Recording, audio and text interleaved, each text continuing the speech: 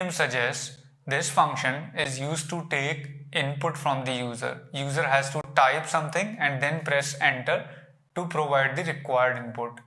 Let's understand the input function with this example. We have input function, then we have written this string, enter your name. So what happens when you run this program? This shows this string on the screen, enter your name, and then it waits for the user to provide the name. So it's going to show a cursor and user has to type something. Until unless user types something, this program is not going to continue. It's not going to execute the next line. So say user types Sandeep. After user types Sandeep, user has to press enter.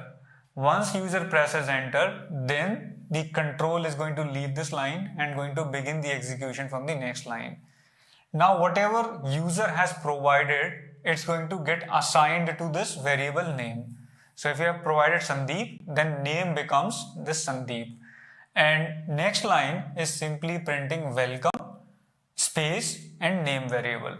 See, in print function, we can print multiple things by using plus operator.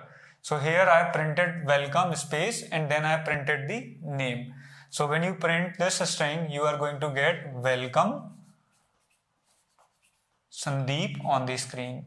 But please remember, when you provide input function call, the program is not going to continue until unless user provides the required input and hits the enter key. Let us now see one more example of input function. In this example, we are asking user to provide the name and then we are asking user to provide age. So when you run this program is going to wait for user to provide the input, and whatever user provides is going to assign that value to name. So when you run this program, you will see this on the screen and then you will see a blinking cursor here.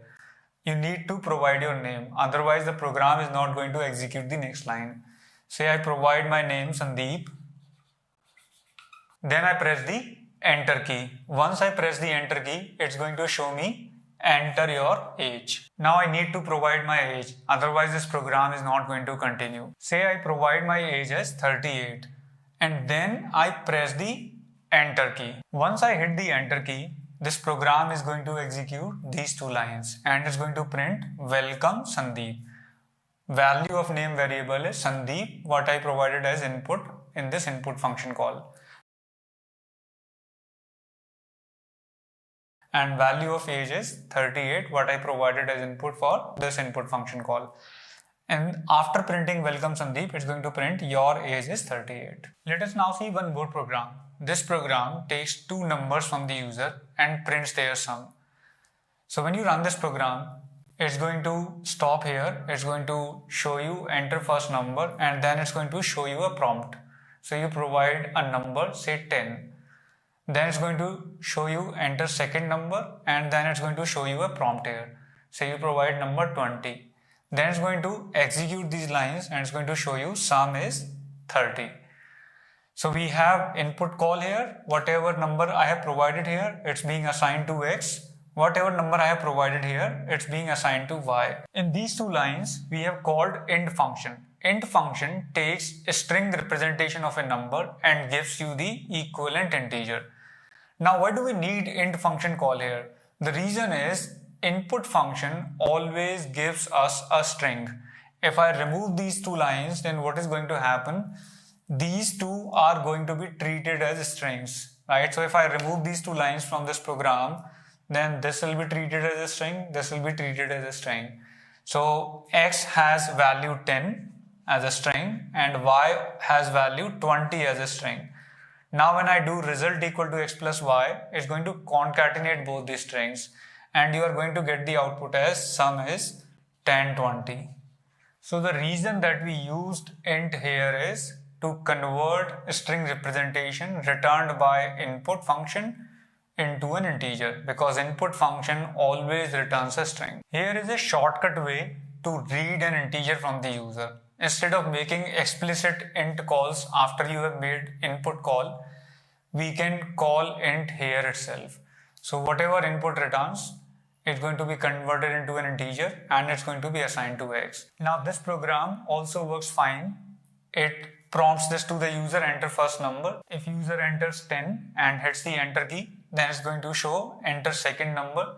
If user types 20 and hits the enter key, then it's going to show sum is 30. Now one last thing about input function.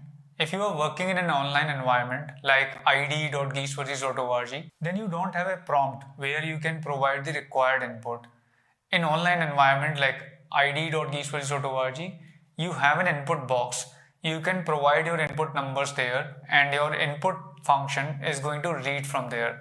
So you can provide 10 and 20 together in the input box, and this program will read 10 and 20, and it will not show this way. It will read 10 and assign it to X, it will read 20, assign it to Y, and then it will show sum is 30. And if you're working in a competitive programming environment, then it is not recommended to use some strings here, right? Because whatever output your program is going to produce is going to match with some predefined output. So we must not write anything extra. And input function can be called without providing any input. So I can just call input here, right, with this empty input, right, and I can provide input here also with empty. Now in the input box in an online environment, I can simply provide 10 and 20, and this program will assign 10 to X and 20 to Y, and then this program will print sum is 30. So if you are working in a competitive programming environment, don't use any extra string or input statements. Also, if your expected output is only in this format that you only need to print the sum, then you can simply print sum, and this will print the sum as 30. So this program now will take the input from the input box in an online environment. Suppose you write 10 and 20 in the input box, and then it's going to print 30 as output.